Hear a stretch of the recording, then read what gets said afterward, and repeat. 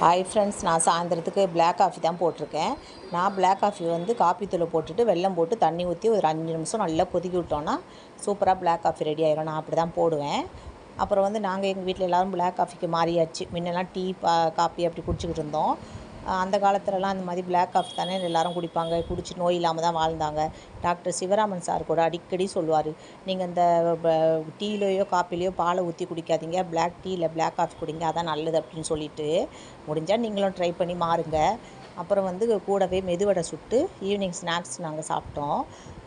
நான் வந்து மெதுவடையில் கூட பச்சை மிளகாய் சேர்க்கலை. நான் என் வீட்டு சமையலில் எதுலேயுமே பச்சை மிளகாய் சேர்க்க மாட்டேன். ஆனால் நல்ல டேஸ்ட்டாக தான் இருக்கும். அப்புறம் இந்த பூரி கிழங்குல மட்டும் 2 மிளகா சேர்ப்பேன். எதுக்குன்னா, இந்த அல்சர் பிரச்சனைக்கும் பச்சை மிளகாய்க்கும் ரொம்ப தூரம். அல்சர் பிரச்சனை, நெஞ்செரிச்சல், வயிறு எரிச்சல், வயிறு திம்முன்னு இருக்கு இந்த பிரச்சனை உள்ளவங்க உங்கள் வீட்டு சமையலில் 1 மாதம் நீங்கள் பச்சை மிளகாய் சேர்க்காமல் சமைச்சு பாருங்கள். சூப்பராக மாற்றம் தெரியும். டெய்லி சீரக தண்ணியை குடிச்சிட்டு வாங்க, நல்லா வித்தியாசம் தெரியும்.